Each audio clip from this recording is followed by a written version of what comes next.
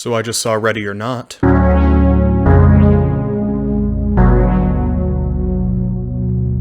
Ready or Not is about a newlywed who becomes hunted by her husband's family as part of their traditional wedding night ritual. So, at midnight, you have to play a game. Why It's just something we do when someone new joins the family. a game? What game? Hide and seek? Are we really gonna play that? Let's get the big stuff out of the way first. I really liked this movie. I think Samara Weaving is a big part of that. I haven't seen her in The Babysitter, which I hear is something that people really like her in, but I did see her in Mayhem, Joe Lynch's movie with Stephen Ewan, and I thought that she just has a lot of personality, and I knew that if she kept being in genre films, it would definitely work to her favor, and it seems like that's the way she's going, and I hope that, she doesn't get burnt out on them, because clearly she's kind of paving a path for herself that I could see, hopefully, getting her even bigger roles. I think the production design in this movie was particularly nice. They're in this big, old money mansion. It's very reminiscent of kind of a Vincent Price 50s haunted house film, that kind of architecture. And it's all lit with these candles and this very warm lighting. It looks really, really nice. As it says on the bill, it's a horror comedy. And I know those can be real hit and miss.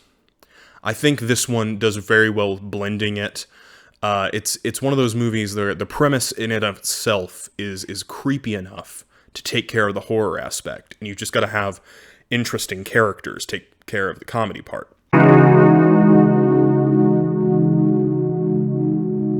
So the stuff I want to talk about now is real spoiler heavy. So if you haven't seen the film, if you're kind of interested in seeing it, I'll let you know right now, go see it. It's real fun. I think you'll have a good time. If you want to still hear my sort of end-of-the-road thoughts, then go to this time code. It'll skip you past all the spoilers. You can just get to that bit. But for us who have seen the film, or you don't care about spoilers, let's get into it. So, I suppose the big thing is that the trailers are pretty spoiler-heavy. And I find that really disappointing. They give away quite a few of the kills. The very first kill, which I think would have been really good if we didn't know, is given away in the very first trailer. It's pretty sad, because that could have been a really good moment of, let me backtrack some more.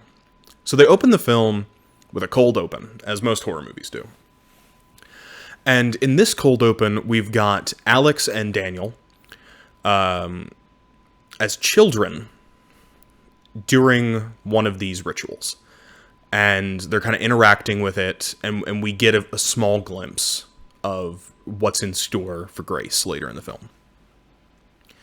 And I really think the film would have done better without it. I know it gives us a little bit of an idea of some of the character moving forward, but especially with that first kill, if we didn't know the first kill from the trailer and we didn't have that cold open, that would be really, really good to kind of solidify the moment. Oh shit, this is real. She's got to run, would have done a lot better job building tension leading up to that moment too. It's not just violent or horror aspects that are spoiled by the trailers. Some of the best jokes are given away in the trailer, which is real sad. Emily's husband, whose name is odd, and so I have a hard time remembering it. It's Fitch, I think. Fitch. Pretty much all of his jokes are given away in the trailer, which is really sad. Especially when you think about the actor. It's like I did all this work and pretty much all of my big stuff is given away for free. And a lot of Emily's jokes are given away in the trailer, and it's kind of sad. The whole idea of Emily frequently misfiring and killing the maids, which is hilarious, given away in the trailers.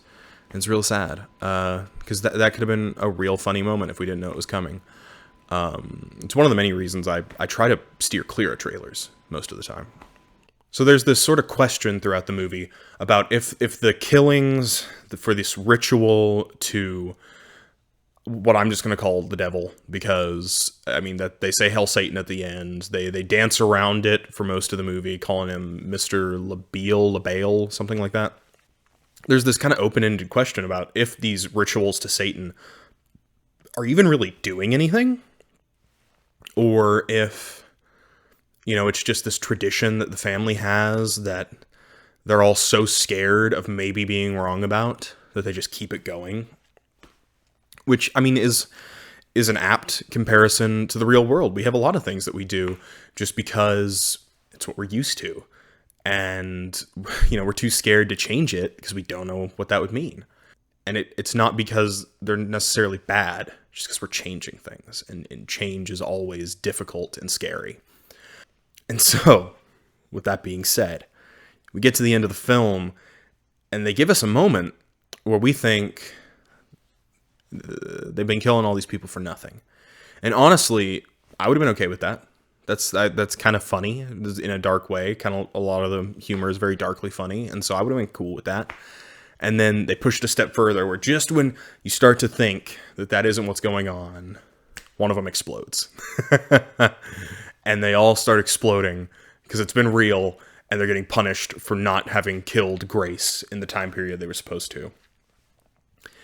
And after having the brief moment of like coming to be okay with the idea that, you know, there wasn't anything supernatural going on, when I was spun again, you know, given the twist that, oh, no, it's supernatural, and people started blowing up, I was just giggling like a schoolgirl. I thought that was hilarious.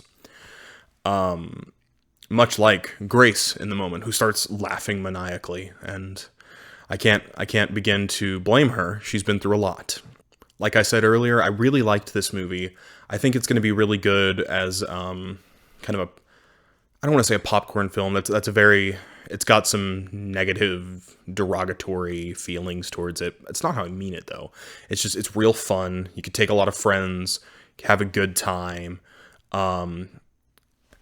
Probably wouldn't take anybody on a date to it. Not the best relationships happening in this movie. Just heads up.